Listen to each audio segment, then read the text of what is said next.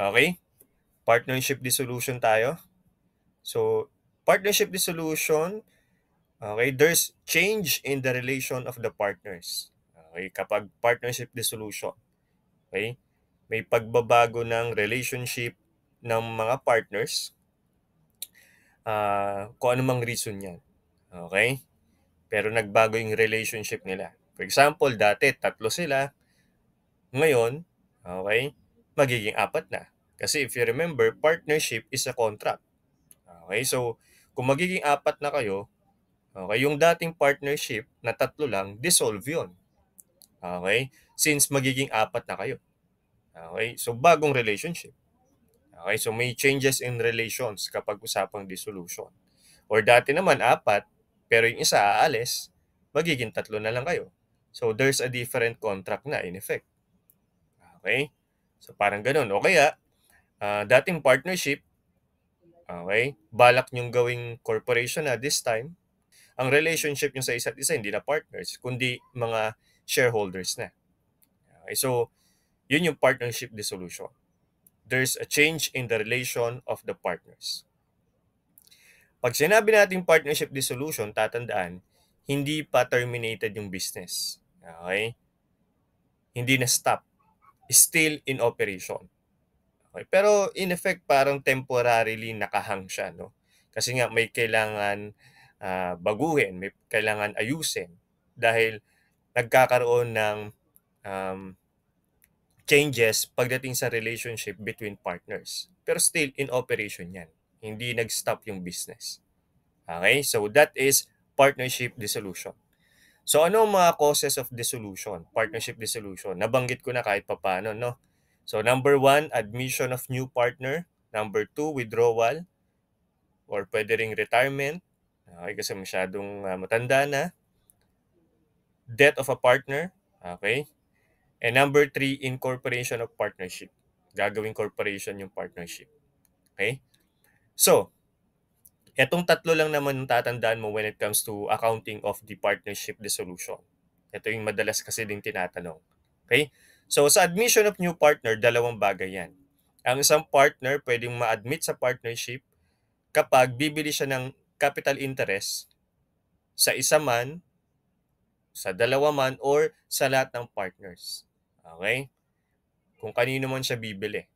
Okay? Kung sa lahat or kung sa ilan lang, then so be it. Basta agreed by all of the partners, di ba? Walang problema. Okay? Bibili siya ng capital interest ng mga yon.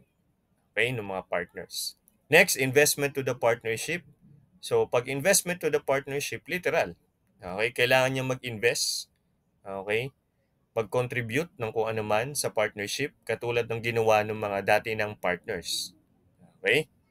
So, take note pwedeng sa alinman dyan sa dalawa. Or, pwede rin actually both. Okay? Pwedeng both. Purchase of interest, pwede rin mag-invest. Okay? Depende naman yan.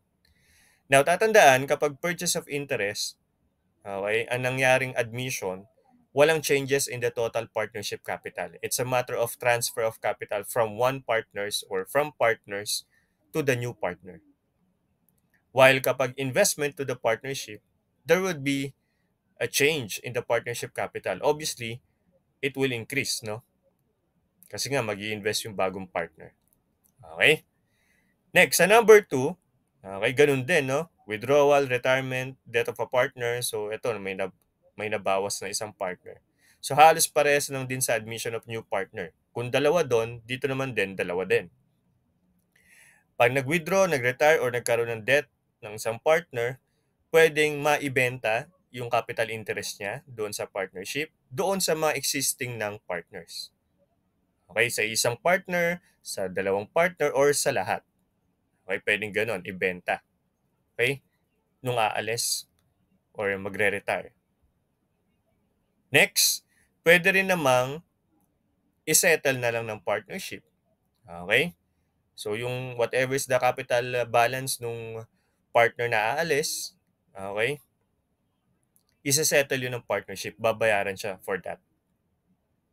Okay? So, pag sale of interest, tatandaan, walang change in the total partnership capital. Kasi nga, nalipat lang yung capital nung aalis na partner doon sa mga matitirang partner. So, walang change in the total partnership capital. While kapag settlement by the partnership, malamang, okay, mababawasan yung partnership capital kasi nga babayaran ng partnership yung aalis na partner. Okay? Sa number 3, incorporation of partnership. So, dito magkakaroon ng issuance of shares. Kasi nga, corporation ng partnership. And the manner, di ba, kung paano mangyayari yung issuance ng shares, magkanong par value, okay, lahat yan nakalagay doon sa tinatawag na Articles of Incorporation. Okay, doon makikita yan. Okay? So anyway, note lang that partners' capital balances before the partnership dissolution may be adjusted for number 1, revaluation of assets or liabilities. Okay, normally kasi kapag dissolve ang partnership, okay, may aalis, may darating na bagong partner or gagawing corporation, normally, pinapa-appraise nila yan. Okay? Yung assets and at the same time yung liabilities sa independent appraiser. Okay? Para lang yung mga values ng mga items na yon, assets or liabilities, updated as of now at the moment of the dissolution of the partnership. Okay? Tapos, just in case may mga undistributed profit or losses pa na hindi nagagawa, then dapat din gawin. Okay? Before the partnership dissolution. Before the admission, before the withdrawal, before the incorporation. Okay?